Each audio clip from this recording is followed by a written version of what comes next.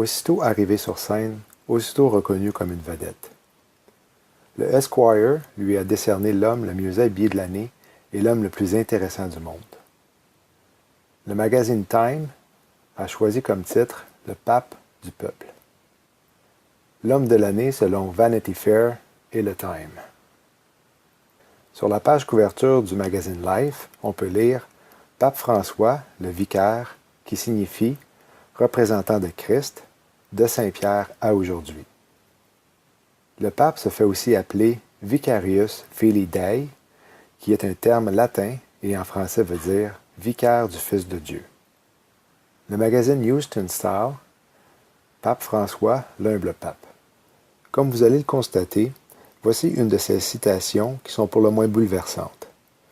À travers l'humilité, la recherche de l'âme et la contemplation de prière, nous avons acquis une nouvelle compréhension de certains dogmes.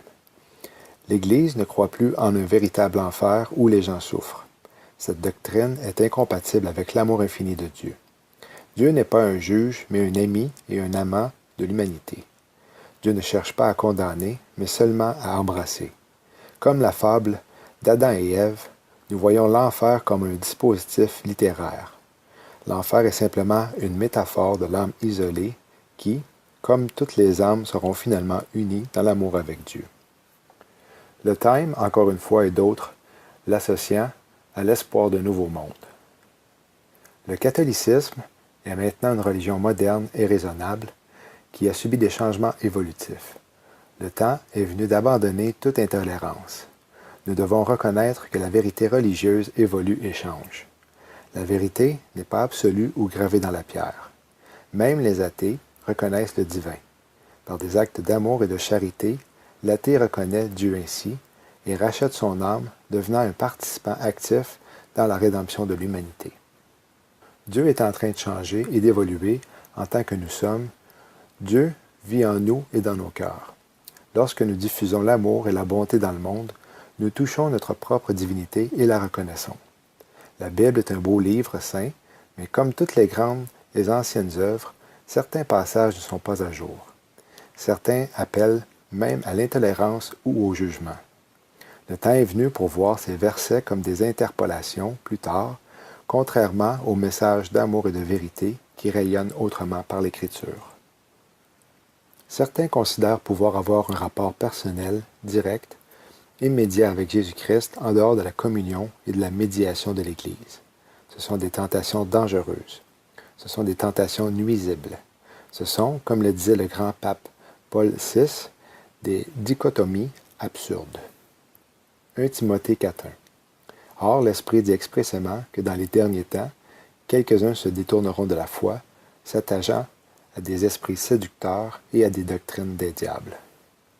Peu de temps après son élection, un livre intitulé « François, pape d'un nouveau monde » était écrit par Andrea Tornielli et imprimé par Ignatius, une compagnie d'imprimerie appartenant aux Jésuites.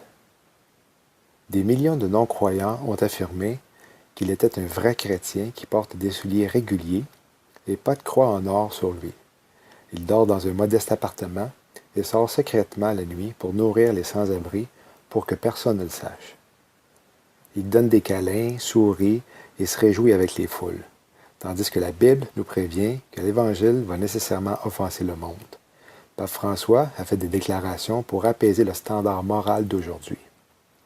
Il a joué les bonnes cartes pour gagner le cœur des gens. Les médias embrassent son message de douceur et de souci, sans intolérance ou jugement comparé à ses prédécesseurs. Il se préoccupe de l'environnement, des gens qui sont sans emploi, le jeune et le plus âgé, le malade, le pauvre, et celui qui vit dans le péché trouve réconfort en lui. Il est vu comme une bouffée de fraîcheur qui renouvelle la doctrine de plusieurs centaines d'années des pères de l'Église catholique. Les temps ont changé et nous avons changé selon lui. Nous voici dans un monde de nouvelles idées, nouvelles façons, nouveaux concepts, nouvel enseignement. Après tout, le monde a vécu dans le noir des milliers d'années. Pour cette raison, les changements sont les bienvenus dans la société. En 2013, il déclarait que les athéistes qui font le bien sont rachetés. Le problème pour ceux qui ne croient en Dieu est d'obéir à leur propre conscience. L'Église et la Vierge Marie sont des mères. Toutes les mères ont des défauts. Nous avons tous des défauts, mais lorsque nous parlons des défauts de nos mères, nous dissimulons sur ceux-là. Le magazine The Advocate affichait l'homme de l'année sur une de leurs éditions, avec la citation du pape François disant « Si quelqu'un est gay et qu'il recherche Dieu avec bonne intention, qui suis-je pour juger ?» De cette façon, il apparaît être pro-homosexualité sans jamais avoir à le dire. Il choisit de ne pas élaborer, expliquer et souligner la gravité de ce péché. C'est comme si le monde attendait impatiemment que ce pape libère la société des commandements de Dieu, lesquels semblent insignifiants aux yeux de M. Bergoglio. Il choisit d'être le centre d'attention plutôt que de le donner à Christ, comme si son humanité et son opinion personnelle avaient plus de valeur. Pape Jean-Paul II et Bénédicte XVI ont déclaré pour leur part « Qui suis-je pour juger une personne gay? Mais l'homosexualité est intrinsèquement mal. » Déclaration faite au prix d'être haïe par le monde et les médias. Selon Pape François, l'Église catholique ne devrait pas rejeter le mariage gay, mais plutôt étudier la situation. D'après un sondage, l'influence de Francis Ier avait pour effet que 6 catholiques américains sur 10 supportaient le mariage gay. L'objectif est qu'il soit vu comme étant humble et aimant à ceux qui haïssent ou ne connaissent pas Dieu. En utilisant un enseignement du Seigneur à son avantage, il égare les croyants et les non-croyants en le percevant comme étant moderne, aimant, tolérant et inattentif envers le péché. Le 28 février 2014, en rapport avec le divorce, il a dit « Lorsque l'amour échoue, et il échoue plusieurs fois, nous devons sentir la douleur de l'échec, accompagner les gens qui ont vécu l'échec de l'amour. » La Bible, quant à elle, dit « La charité souffre longuement, et elle est bienfaisante. La charité n'est pas envieuse, la charité ne se vante pas, elle ne s'enorgueillit pas. Elle ne se comporte pas malhonnêtement. Elle ne recherche pas son intérêt, ne s'irrite pas facilement, ne pense pas mal. Elle ne se réjouit pas de l'iniquité, mais se réjouit dans la vérité. Elle supporte toutes choses, croit toutes choses, espère toutes choses, endure toutes choses. La charité ne fait jamais défaut. 1 Corinthiens 13, 4 à 8. Selon lui, le mariage peut échouer parce que l'amour échoue. Les gens n'échouent pas et le péché n'est pas la cause de l'échec. Selon lui, qu'est-ce qui échoue est l'amour. L'amour vient de Dieu seulement parce que Dieu est amour. Alors la déclaration, lorsque l'amour échoue, et il échoue plusieurs fois, nous devons sentir la douleur de l'échec, accompagner les gens qui ont vécu l'échec de l'amour, se traduirait, lorsque Dieu échoue, et il échoue plusieurs fois, nous devons sentir la douleur de son échec, accompagner les gens qui ont vécu l'échec de Dieu. Matthieu 19, 1 à 11. Et il arriva que lorsque Jésus eut achevé ses propos, il partit de Galilée et alla vers les confins de la Judée au-delà du Jourdain. Et de grandes multitudes le suivirent, et il les guérit là. Des pharisiens vinrent aussi à lui l'éprouvant et lui disant, « Est-ce que la loi permet à un homme de répudier sa femme pour quelque cause que ce soit? » Et il répondit et leur dit, « N'avez-vous pas lu que celui qui les a fait au commencement les a fait mâles et femelles? » Et il dit, « À cause de cela, l'homme quittera son père et sa mère, et s'attachera à sa femme, et les deux seront une seule chair. Ainsi, ils ne sont plus deux, mais une seule chair. C'est pourquoi ce que Dieu a joint, l'homme ne le sépare pas. » Ils lui dirent, « Pourquoi donc Moïse a-t-il commandé de donner une lettre de divorce et de la répudier? » Il leur dit, « Moïse, à cause de la dureté de votre cœur, vous a permis de répudier vos femmes, mais au commencement, il n'en était pas ainsi. Et je vous dis que quiconque répudiera sa femme, si ce n'est pour cause de fornication, et en épousera une autre, commet un adultère. Et celui qui épouse celle qui a été répudiée, commet un adultère. » Ses disciples lui dirent, « Si telle est la condition de l'homme à l'égard de sa femme, il n'est pas bon de se marier. » Mais il leur dit, « Tous les hommes ne sont pas capables de recevoir ces propos, seulement à ceux à qui cela est donné. » Marc 10, 10 à 12. Et dans la maison, ses disciples l'interrogèrent encore sur le même sujet.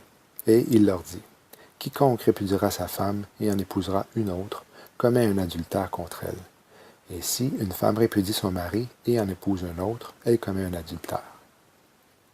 Il est clair que le commandement de Christ est opposé à l'enseignement du pape.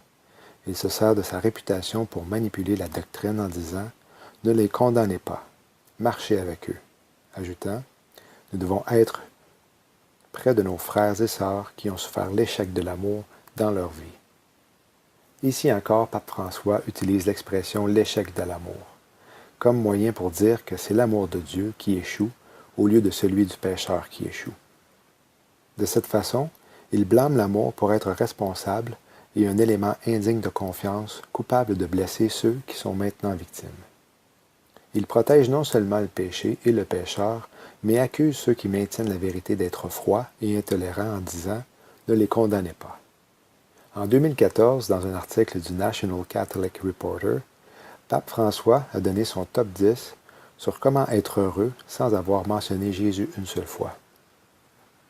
L'année passée, il a publiquement déclaré qu'il n'y avait aucune place pour le fondamentalisme dans la chrétienté. À la suite de sa première visite au Moyen-Orient, le pontife a critiqué le fondamentalisme dans la chrétienté, l'islam et le judaïsme comme étant une forme de violence et de maladie. Il blâme les chrétiens d'avoir parti plusieurs guerres. Il a comparé les terroristes islamiques aux fondamentalistes chrétiens. Un groupe fondamentaliste, même s'il ne tue personne, même s'il ne frappe personne, est violent. La structure mentale du fondamentalisme est une violence dans le nom de Dieu. Comment est-ce que la structure mentale d'une personne soit violente si elle ne frappe pas ou ne tue pas?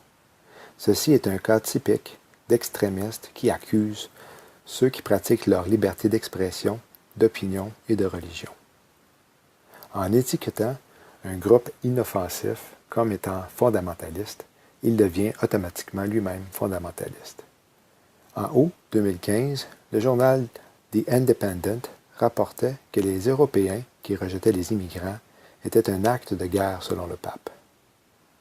Un proche conseiller, l'archevêque argentin Victor Fernandez, a expliqué dans une entrevue pour un journal italien comment Pape François est en train de changer l'Église en disant que le pape s'y prend lentement parce qu'il veut s'assurer que les changements aient un impact profond.